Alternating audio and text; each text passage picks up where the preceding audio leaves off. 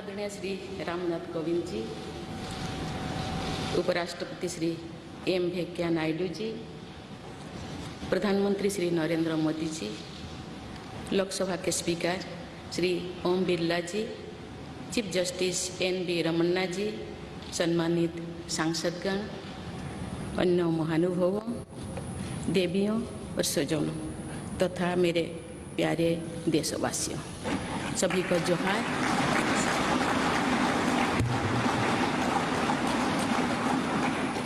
भारत के सर्वोच्च संवैधानिक पद पर निर्वाचित करने के लिए मैं सभी सांसदों और सभी विधानसभा सदस्यों का हार्दिक आभार व्यक्त करती हूँ।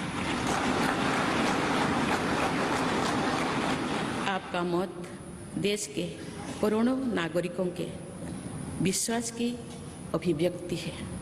मैं भारत के समस्त नागरिकों की आशा, आकांक्षा और अधिकारों की प्रतीक इस पवित्र संसद से सभी देशवासियों का पूरी विनम्रता से अभिनंदन करती हूँ।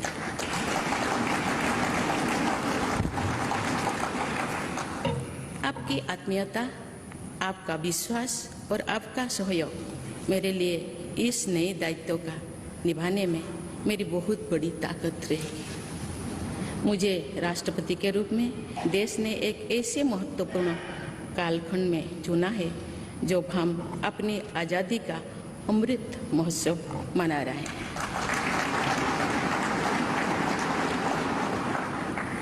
आज से कुछ दिन बाद ही देश अपनी स्वाधीनता के 75 वर्ष पूरी करेगा।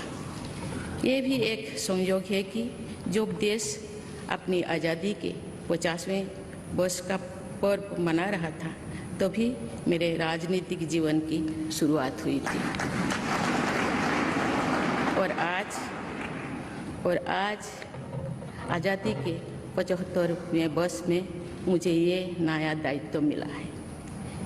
ऐसे ऐतिहासिक समय में जब भारत अगले 25 वर्षों के विजन को हासिल करने के लिए पूरी ऊर्जा से जुटा हुआ है, मुझे ये जिम्मेदारी मिलना मेरा बहुत बड़ा सौभाग्य है।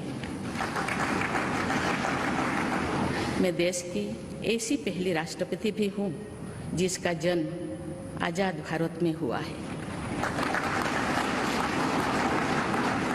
हमारे स्वाधीनता सेनानियों ने आज़ाद हिंदुस्तान के हम नागरिकों से जो अपेक्षाएं की थी, उनकी पूर्ति के लिए इस अमृत काल में हमें तेज गति से काम करना होगा।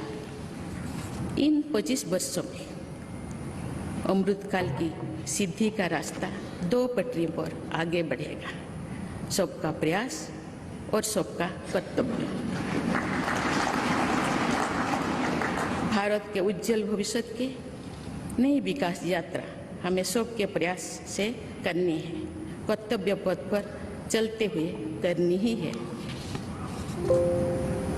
कल यानी 26 जुलाई को कारगिल विजय दिवस भी है। ये दिन भारत की सेनाओं के शौर्य और संयम दोनों का ही प्रतीक है।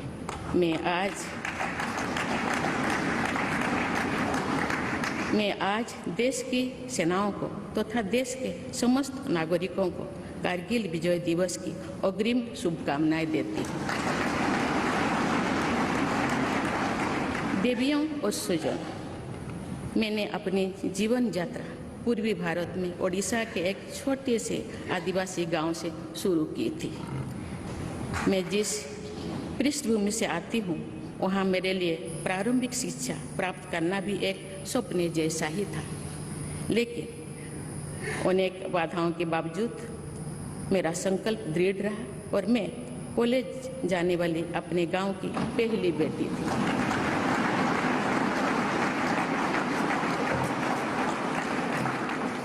मैं जनजातीय समाज से हूँ और वार्ड काउंसिलर से लेकर भारत की राष्ट्रपति बनने तक का अवसर मुझे मिला है।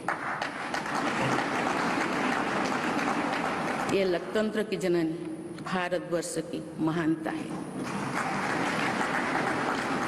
ये हमारे लोकतंत्र की ही शक्ति है कि उसमें एक गरीब घर के पैदा होने बेटी, दूर सुदूर आदिवासी क्षेत्र में पैदा हुई बेटी भारत के सर्वोच्च संवैधानिक पद तक पहुंच सकते हैं। राष्ट्रपति के पद पहुंचना मेरी व्यक्तिगत उपलब्धि नहीं है, ये भारत की प्रत्येक गरीब की उपलब्धि है। मेरा निर्वाचन इस बात का सबूत है कि भारत में गरीब सपने भी देख सकता है और उन्हें पूरा भी कर सकता है।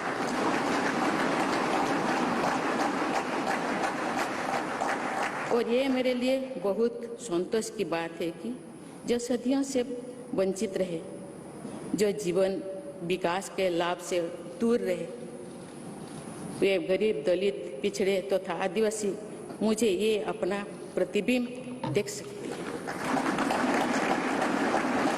मेरे इस निर्वाचन में देश के गरीब व का आशीर्वाद शामिल है। देश की करोड़ों महिलाओं और बेटियों के सपनों और सामर्थ्य की झलक है। मेरे इस निर्वाचन में पुराने लीग से हटकर नए रास्ते पर चलने वाले भारत के आज के युवाओं का साहस भी शामिल है। ऐसे प्रगतिशील भारत का नेतृत्व करते हुए आज मैं खुद को गौरवान्वित महसूस कर रही हूँ। मैं आज समस्त देशवासियों को, विशेषकर भारत के युवाओं को तथा भारत की महिलाओं को ये विश्वास दिलाती हूँ कि इस पद पर कार्य करते हुए मेरे लिए उनके हित सर्वोपरि होंगे। देवियों और स्वजनों, मेरे सामने भारत के राष्ट्रपति पद की ऐसी महान विरासत है जिसने विश्व में भारतीय लोकतंत्र की प्रतिष्ठा का निरंतर मजबूत किया है। देश के प्रथम राष्ट्रपति डॉक्टर राजेंद्र प्रसाद से लेकर श्री रामनाथ कोविंद जी तक अनेक विभूतियों ने इस पद को सुशोभित किया है। इस पद के साथ साथ देश ने इस महान परंपरा के प्रतिनिधित्व का दायित्व भी मुझे सौंपा है। संविधान के आलोक में मैं पूरी निष्ठा से अपने कर्तव्यों का निर्वहन करूंगी। मेरे लिए भारत के लोकतांत्रिक सांस्कृतिक आदर्श और सभी देशवासी हमेशा मेरे ऊर्जा के स्रोत रहेंगे। देवियों और स्वजनों, हमारे संवैधानिक संग्राम में, स्वाधीनता संग्राम में एक राष्ट्र के तौर पर भारत की नई यात्रा की रूपरेखा तैयार की है।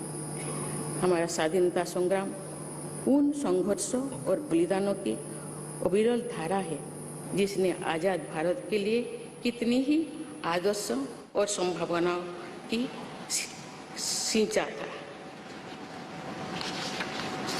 पूज्य बापू ने हमें स्वराज, स्वदेशी, स्वच्छता और सत्याग्रह द्वारा भारत के सांस्कृतिक आदर्शों की स्थापना का मार्ग दिखाया था।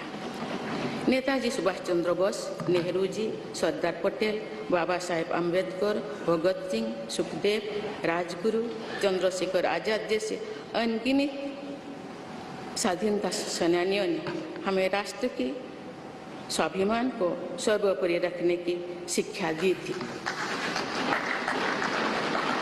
रानी लक्ष्मीबाई, रानी वेलु नाचियार, रानी गाईदिन्लु और रानी चेन्निमा जैसी अनेकों वीरांगनाओं ने राष्ट्र इच्छा और राष्ट्र निर्माण में नारी शक्ति की भूमिका को नई ऊर्जा दी है।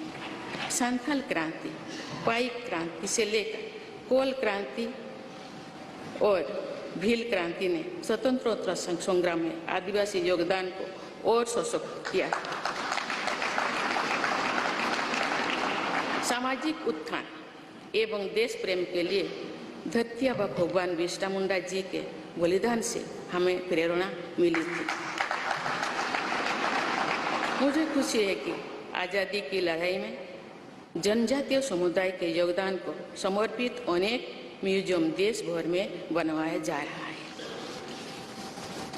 देवियों और स्वजनों, एक संसदीय लोकतंत्र के रूप में 75 वर्ष में भारत ने प्रगति के संकल्प को सहभागिता एवं सर्वसम्मति से आगे बढ़ाया है।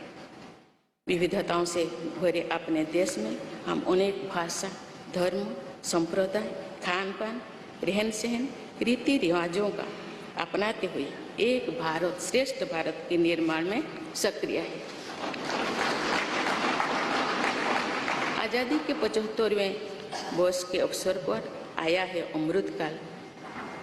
भारत के लिए नए संकल्पों का कालखंड है। आज मैं इस नए युग के स्वागत में अपने देश को नई सोच के साथ तत्पर और तैयार देख रही हूँ। भारत आज हर क्षेत्र में विकास का नया अध्याय जोड़ रहा है। कोरोना महामारी के वैश्विक संकट का सामना करने में भारत ने जिस तरह का सामर्थ्य दिखाया है, उसने पूरे विश्व में भारत की साख बढ़ाया है।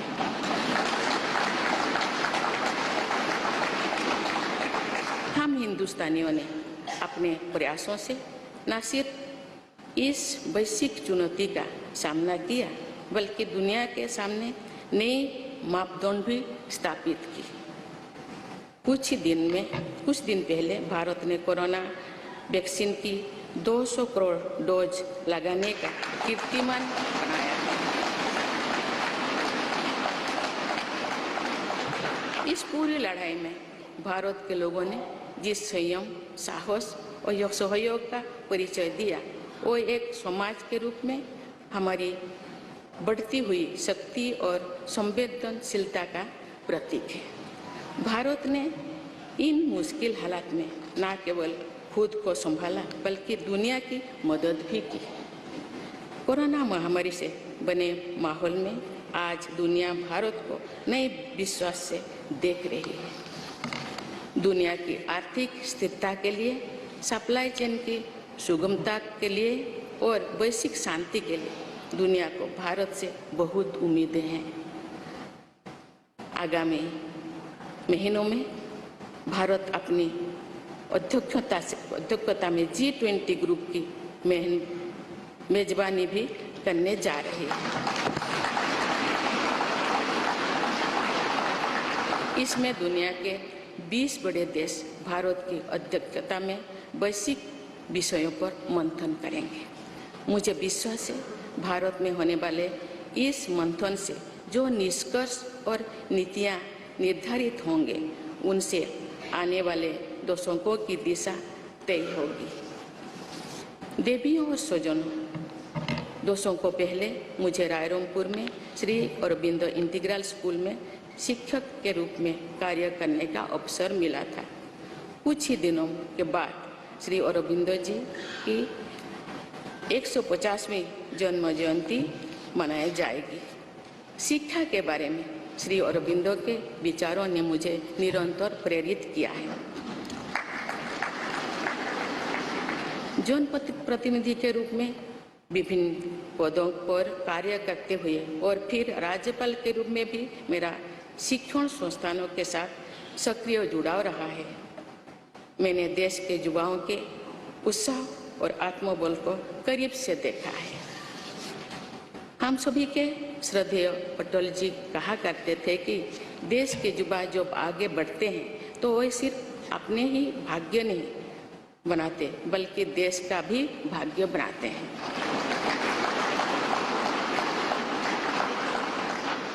आज हम इसे सोच होते देख रहे हैं। वोकल फॉर लोकल से लेकर डिजिटल इंडिया तक हर क्षेत्र में आगे बढ़ रहा आज का भारत विश्व के साथ कदम से कदम मिलाकर औद्योगिक क्रांति 4.0 के लिए पूरी तरह भारत तैयार है। रिकॉर्ड संख्या में बन रहे स्टार्टअप्स में, नए इनोवेशंस में, दूर सुदूर क्षेत्रों में डिजिटल टेक्नोलॉजी की स्वीकार्यता में भारत के युवाओं की बड़ी भूमिका है। बीती वर्षों में भारत ने जिस तरह महिला सशक्तिकरण के लिए निर्णय लिए हैं, नीतियां बनाई गई है, इससे भी देश में एक नई शक्ति का संचार हुआ है। मैं चाहती हूँ कि हमारी सभी बहनें व बेटियां अधिक से अधिक सशक्त हो तथा वे देश के हर क्षेत्र में अपना योगदान बढ़ाती रहें। मैं अपने देश के युवाओं से कहना चाहती हूँ कि आप न केवल अपने भविष्य का निर्माण कर रहे हैं बल्कि भविष्य के भारत की नींव भी रख रहे हैं। देश के राष्ट्रपति के तौर पर मेरा हमेशा आपको पूरा सहयोग रहेगा। देवियों और सज्जनों, विकास और प्रगतिशीलता का अर्थ निरंतर आगे बढ़ना होता है, लेकिन साथ ही अपने अतीत का ज्ञान भी उतना ही आवश्यक है। आज जब विश्व सस्टेनेबल प्लैनेट की बात कर रहे हैं तो उसमें भारत की प्राचीन परंपराओं, हमारे अतीत की सस्टेनेबल लाइफस्टाइल की भूमिका और बढ़ जाती है। मेरा जन्म तो उस जनजातीय परंपरा से हुआ है जिसने हजारों वर्ष से प्रकृति के साथ तालमेल बनाकर जीवन को आगे बढ़ाया है। मैंने जंगल और जलाशयों के महत्व को अपने जीवन में महसूस किया है। हम प्रकृति से जरूरी संसाधन लेते हैं और उतनी ही श्रद्धा से प्रकृति से सेवा भी करते हैं। यहाँ संवेदनशीलता का आज वैश्विक अनिवार्यता बन गया है। मुझे इस बात की प्रसन्नता है कि भारत पर्यावरण संरक्षण के क्षेत्र में विश्व का मार्गदर्शक बन रहा है। देवियों और स्वजनों, मैंने अपने अब तक के जीवन में जौन सेवा में ही जीवन की सार्थकता को अनुभव किया है। श्री जगन्नाथ क्षेत्र के एक प्रख्यात कवि भीम भोई जी की कविता की एक पंक्ति है, मो जीवन पचे नर के पड़ी था जगत उद्धार।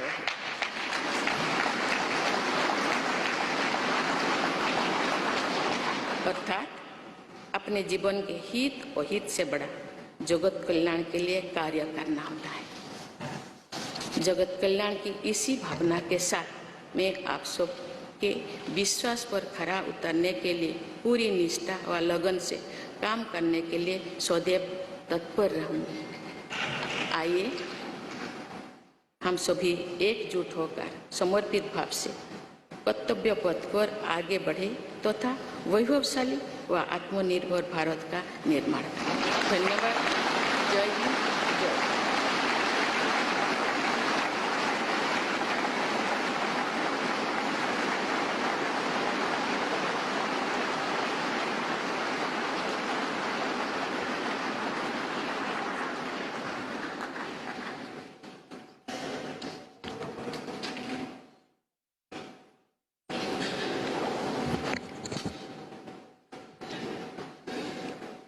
Honorable President, Srimati Draupadi Murmu ji, respected Sri Ramnath Kovind ji, Prime Minister Sri Narendra Bhai Modi ji, Speaker of Lok Sabha Sri Om Birla ji, Chief Justice of India Sri N.V. Ramana ji, respected parliamentarians, other dignitaries, brothers and sisters, and my dear fellow citizens, Namaskar.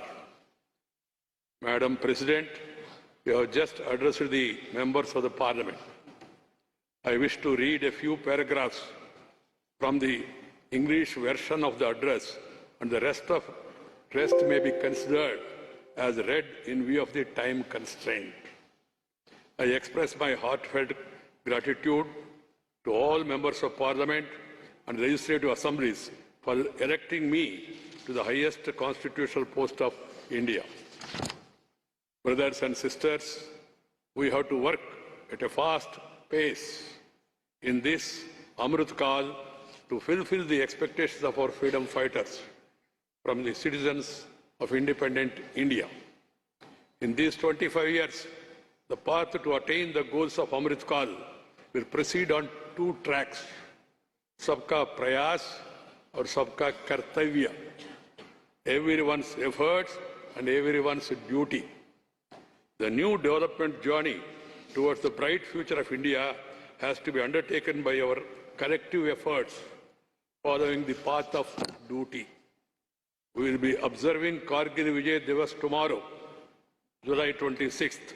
This day is a symbol of both the bravery and the restraint of the Indian armed forces. Today, I extend my best wishes in advance to the armed forces of the country and to all the citizens of India. Brothers and sisters, growth and progress mean continuously marching ahead. But equally important is awareness about one's past. Today, when the world is talking about sustainable planet, the role of India's ancient traditions and sustainable lifestyle becomes more important. I was born in the tribal tradition which has lived in harmony with the nature for thousands of years. I have realized the importance of forests and water bodies in my life. We take necessary resources from nature and serve nature with equal reverence. This sensitivity has become a global imperative today. I am happy that India is guiding the world in the field of environmental protection. Brothers and sisters, in my life so far, I have realized the meaning of life only through public service. There is a line from the poem of Bhim Bhoi Ji, the famous poet of Sri Jagannath Kshetra. Mo jibana bacche, narke paditav, jagata uddar hev. That is, working for the welfare of the world is far greater than one's own interest. With the spirit of welfare of the world, it always be ready to work. All of us, with full devotion and dedication, to live up to the trust you all have reposed in me. Let us all unite and move forward on the path of duty with a dedicated spirit to build a glorious and self-reliant India. Thank you. Jai Hind.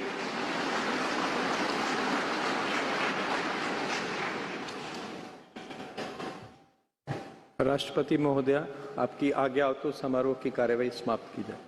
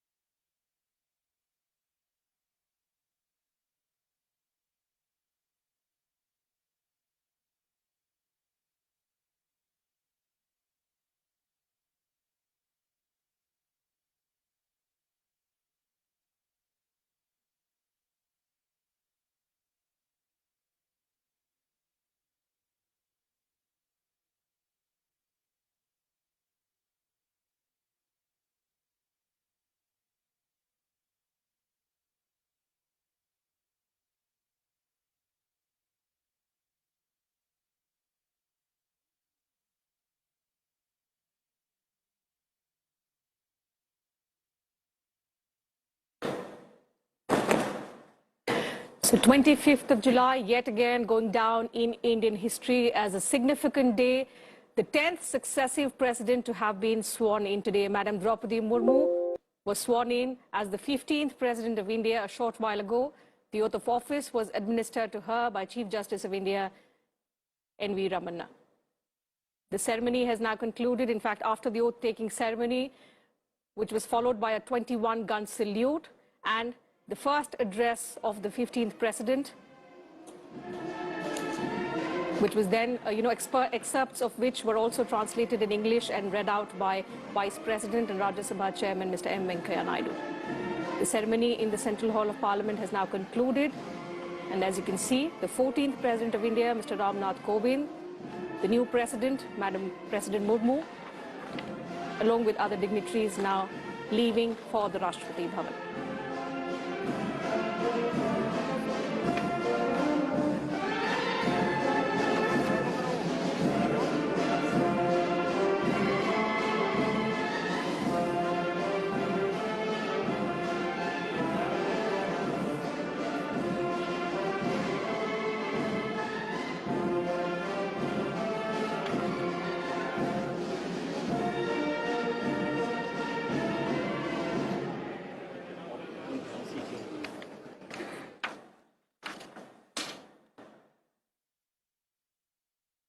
तो तमाम इतिहास जो आज इस शपथ ग्रहण समारोह के साथ हमने बनते देखे, आज़ादी के बाद जन्म लेने वाली पहली राष्ट्रपति देश को मिली है। साथ ही हम देख रहे हैं कि अब राष्ट्रपति द्रौपदी मुर्मू राष्ट्रपति भवन की ओर रवाना होंगी और राष्ट्रपति भवन के फोरकोर्ट में हैंडिंग ओवर सेरेमनी होगी और इसके बाद राष्ट्रपति भवन से रामनाथ कोविंद विदा होंगे।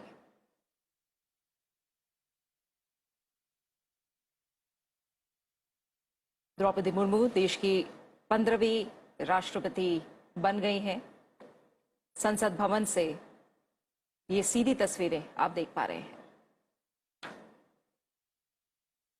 देश में दूसरी बार सर्वोच्च पद पर महिला आसीन हुई हैं। कई मायनों में आज हमने इतिहास को बनते देखा है और तमाम बड़ी बातें जो आज राष्ट्रपति पद की शपथ लेने के बाद राष्ट्रपति द्रौपदी मुर्मू ने कही हैं। उन्होंने नई भारत की नई तस्वीर का जिक्र किया और कहा कि वो तमाम देशवासियों की जो आशाएं हैं, आकांक्षाएं हैं, उनका अभिनंदन करती हैं। और सबसे बड़ी बात कि एक महत्वपूर्ण कालखंड है जिस दिन उन्होंने राष्ट्रपति पद की शपथ ली है। देश आज़ादी का अमृत महोत्सव मना रहा है। उन्होंने इस बात का भी जिक्र किया कि एक और महत्वपूर्ण पड़ाव जब देश ने आज़ादी के 50 साल पूरे किए, उस वक्त उन्होंने अपने राजनीतिक सफर की शुरुआत की और आज जब देश अमृत महोत्सव मना रहा है, उस वक्त उन्होंने राष्ट्रपति पद की शपथ ली है। Absolutely, and significantly, as the new Commander-in-Chief of the Indian Armed Forces, the President also hailed the contribution, the grit, the valor of the security forces, the Indian Armed Forces, who continue to guard us. And as 26th of July is remarkable in Indian history, we celebrate Kargil Vijay Divas on this very day. Just a day before that, Madam President Murmu has taken oath as the 15th President. And the President in India is the commander of the Indian Armed Forces.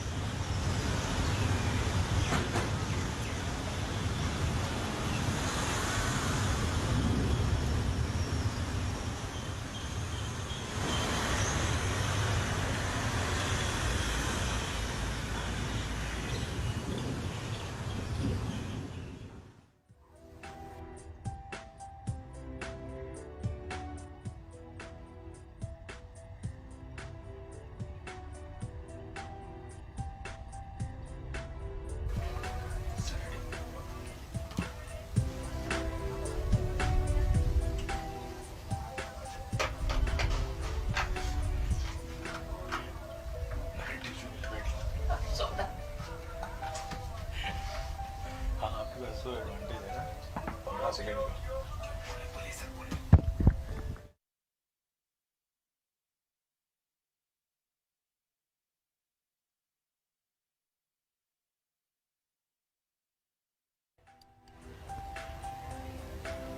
Shrimati Draupadi Murmu ने शपथ ले ली है और अब देश की 15वीं राष्ट्रपति शपथ ग्रहण के बाद संसद के केंद्रीय कक्ष से उनका प्रस्थान उनके आधिकारिक निवास राष्ट्रपति भवन की ओर, उनका काफिला संसद भवन से प्रस्थान करता हुआ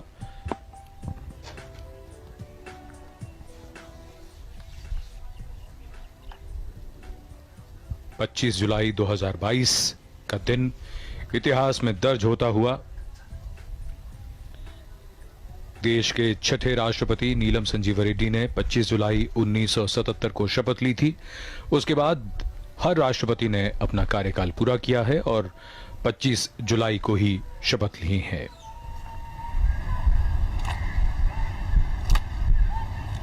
राष्ट्रपति अंगरक्षक राष्ट्रपति के काफिले के आगे आगे और उनके साथ नई राष्ट्रपति श्रीमती द्रौपदी मुर्मू अपने आधिकारिक निवास राष्ट्रपति भवन की ओर, ये काफिला विजय चौक से अब रायसीना पहाड़ी की ओर बढ़ता हुआ। Srimati Draupadi Murmu is now the 15th President of the Republic of India. She now sits as the constitutional head of the nation.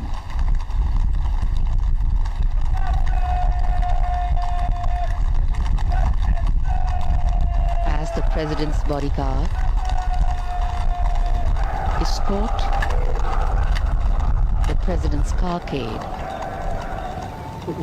towards Rashtrapati Bhavan. Personnel of the armed forces lined on either side of the path, going up the Raisina hill, salute and present arms.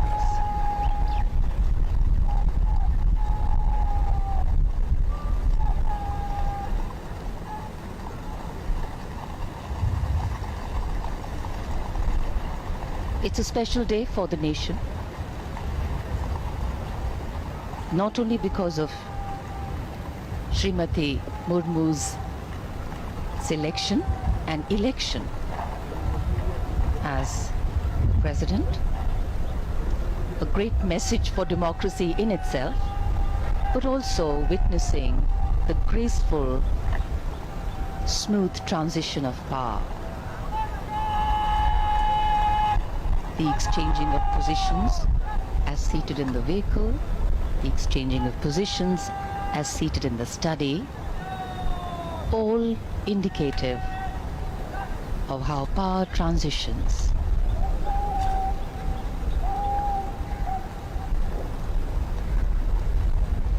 The seat of power, the North Block, the South Block, the seat of governance, the Parliament House, all standing silent witness to this special moment.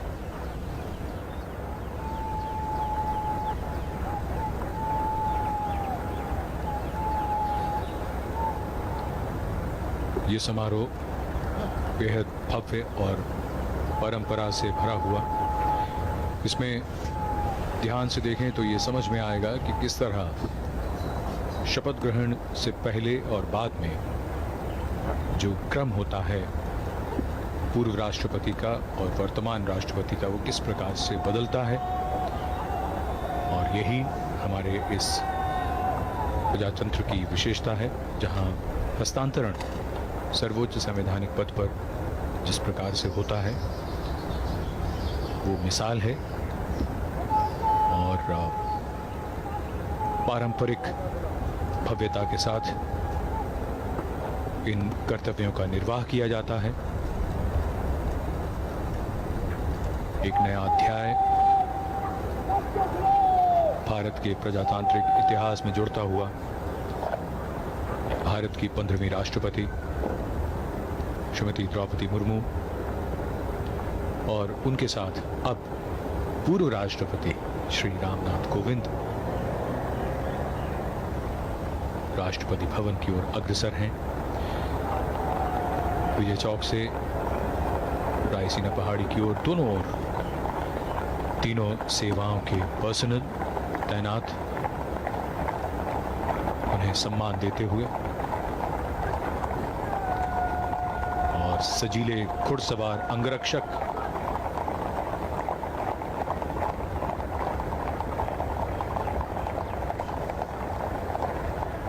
Raisina पहाड़ी पर मुख्य द्वार जो भव्यता का प्रतीक इस भव्य और आलीशान इमारत राष्ट्रपति भवन का, यहां से काफिला अब इसके मुख्य प्रांगण की ओर।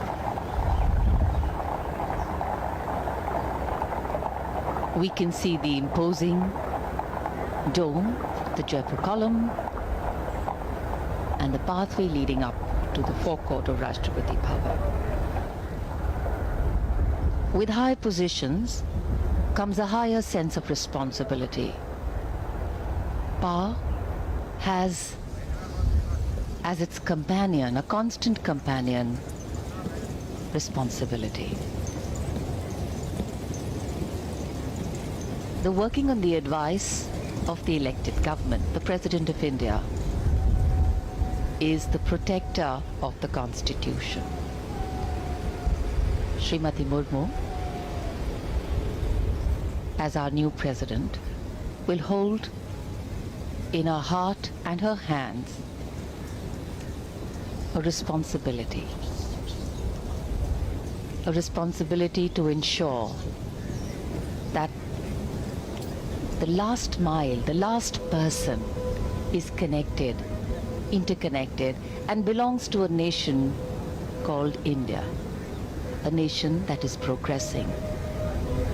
The last person has an equal share in the growth, prosperity, and progress of the nation to actually make democracy truly meaningful.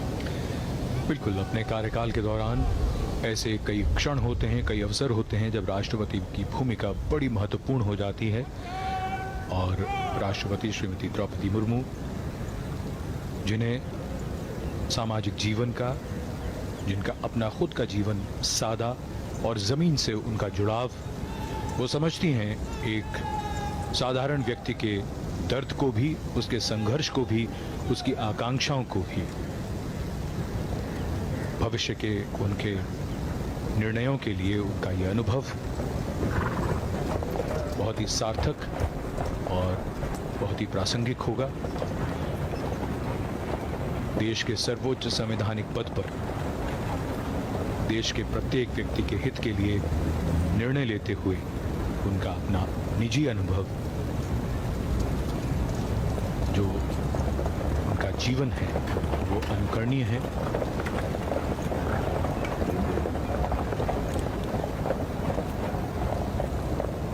In fact, Srimati Draupadi Murmu started her political career at the grassroots level as a councillor. And after that, her movement upwards, also as the first woman governor of Jharkhand. She has faced immense challenges. She has had to take many important decisions. But now she will be keeping the nation and the Constitution ahead of all her decisions. Arriving here at the forecourt of Rashtrapati Bhavan, to her official residence now.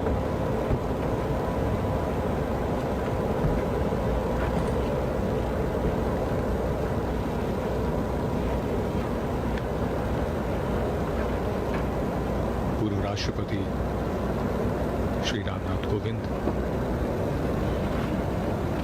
का आगमन राष्ट्रपति भवन के प्रांगण में।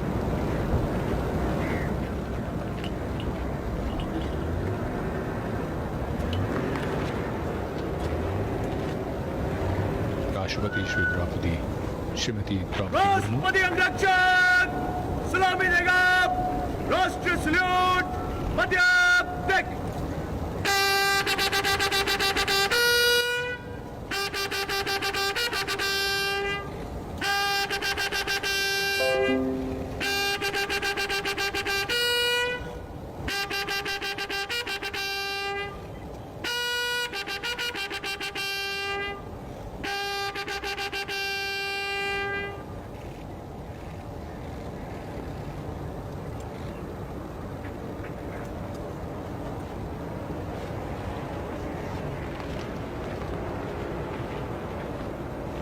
PBG Commandant Colonel Anup Tawari giving the command.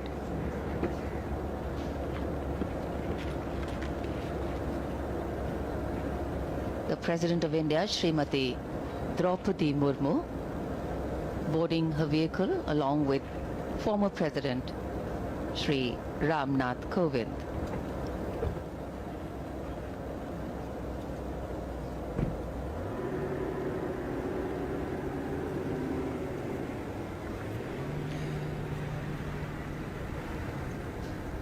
ये काफिला north court की ओर बढ़ता हुआ, जहां से अब राष्ट्रपति और पूर्व राष्ट्रपति कमेटी रूम की तरफ जाएंगे।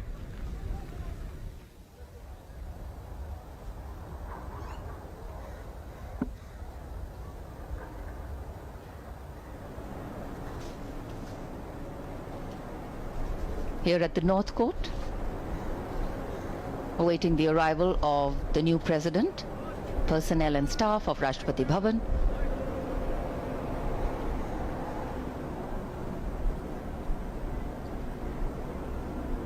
Greeting their new president.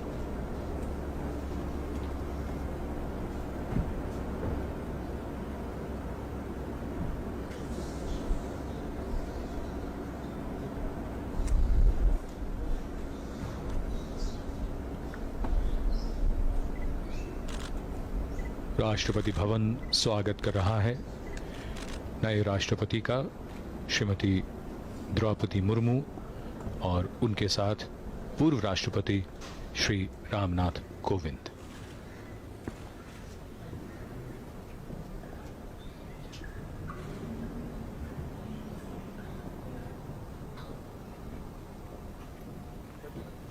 The president moves towards the committee room and also her new office and her new residence. Rashtrapati Bhavan के इस भव्य गलियारे पर पूर्व राष्ट्रपतियों के चित्र, कावेरी जो कमेटी रूम है उस ओर प्रस्थान। This magnificent building, sandstone, pink and cream, the Rashtrapati Bhavan has a fabulous history of its own.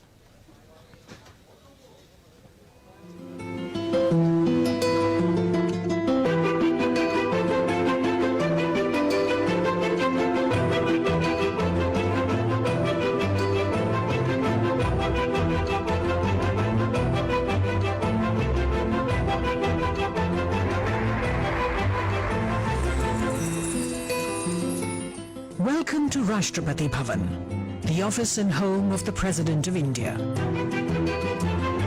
Completed in 1929, Rashtrapati Bhavan, designed by Edwin Lutyens and Herbert Baker, is one of the most magnificent presidential palaces ever built. The erstwhile symbol of colonial power and imperial domination is today representative of Indian democracy, of its inclusiveness, plurality and secularism. This is not just the residence of the constitutional head of the world's largest democracy, but also in terms of area, the largest residence of a head of state anywhere in the world.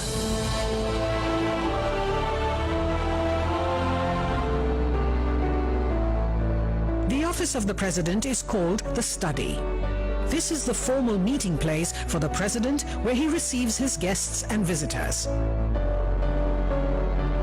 Murals by eminent artist Sukumar Bose inspired the look and color scheme of the Study. Gifts received by various presidents adorn the Study.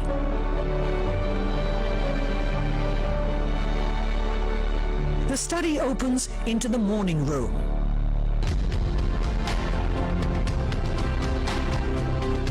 The President meets dignitaries here.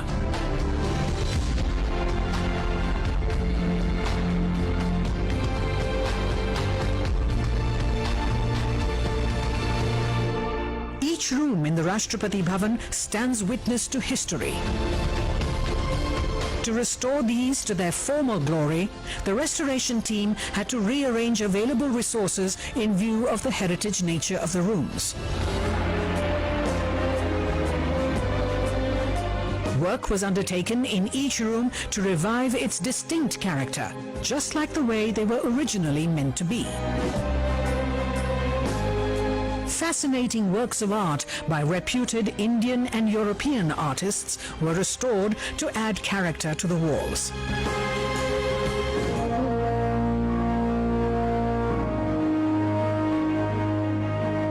Darbar Hall is where the first government of independent India was sworn in.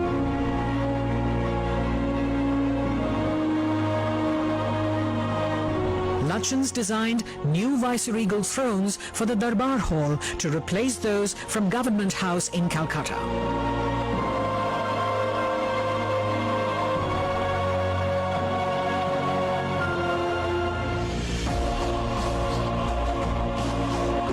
With new flags, paintings and a warm look, Darbar Hall has regained its past grandeur and is now used for hosting civil and defense investiture ceremonies and for conferment of other national and international awards.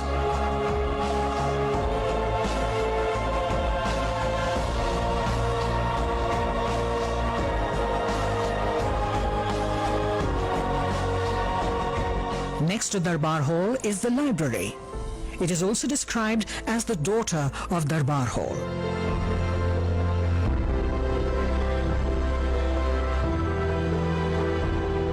Besides priceless publications from the 19th century onwards, it also has more than 2,000 rare books. They are now being digitized and preserved for posterity.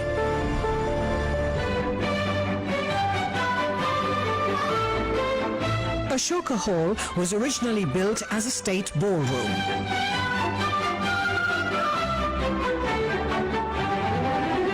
It is now the venue for accepting credentials of foreign envoys and other formal functions.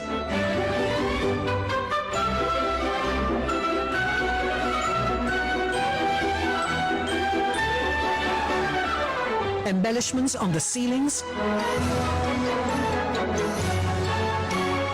carpets and chandeliers reveal the stately splendor of the room.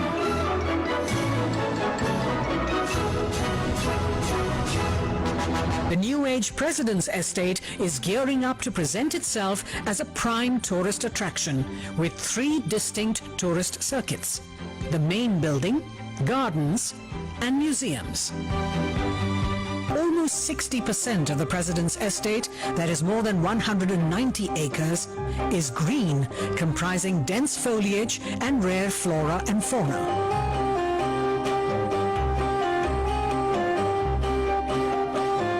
Besides the spiritual, herbal, cactus and nakshatra gardens, it includes the sprawling Mughal gardens.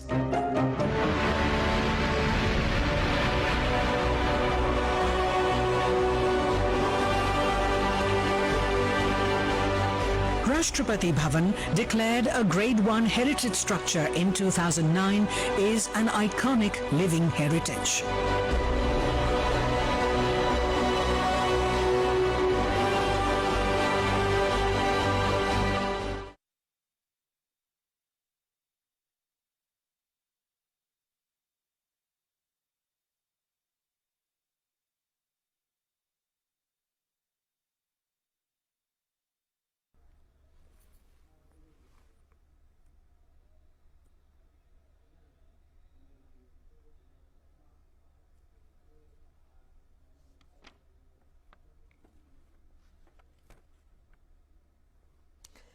तू ना रुकेगा कभी, तू ना झुकेगा कभी, तू ना मुड़ेगा कभी, कर शपथ कर शपथ कर शपथ। जी हाँ, आपने देखा कि किस तरह से भारत की 15वीं राष्ट्रपति के तौर पर द्रौपदी मुर्मू ने शपथ ली और उनका ये जो सफर है वो संघर्ष से शिखर तक यानी राय रंगपुर